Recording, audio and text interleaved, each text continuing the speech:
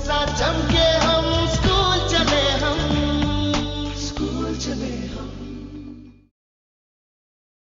Hello' everyone, আজি আমি কোনটো বিভাগৰ ডাক্তৰক কি নামেৰে জনা যায় তাৰ বিষয়ে আলোচনা কৰিম।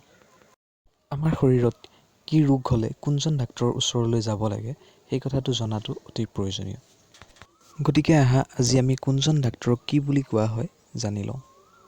যিজন ডাক্তৰে শিশু বা সৰু ল'ৰা ছোৱালীৰ বেমাৰ আজাৰ হ'লে চোৱা চিতা কৰে তেওঁক কোৱা হয় পেডিয়াট্ৰিচিয়ান। যিজন ডাক্তৰে নখ, চুলি আৰু চৰ্ম ৰোগৰ চিকিৎসা কৰে তেওঁক কোৱা হয় ডাৰ্মাট'লজিষ্ট। যিজন মহিলাৰ স্বাস্থ্য সম্বন্ধী যেনে মহিলাৰ reproductive health, breast care, pregnancy, infertility আদি বিষয়ৰ বিশেষজ্ঞ তেওঁক কোৱা হয় গাইনেক'লজিষ্ট। যিজন উচ্চ ৰক্তচাপ, কলেষ্ট্ৰৰেল, হাৰ্ট এটেক আদি ৰোগৰ চিকিৎসক তেওঁক কোৱা হয় কাৰ্ডিঅ'লজিষ্ট। যিজন মানসিক ৰোগৰ চিকিৎসক তেওঁক কোৱা হয় চাইকাইট্ৰিষ্ট। যিজনে দাঁতৰ চিকিৎসা কৰে তেওঁক কোৱা হয় ডেণ্টিষ্ট।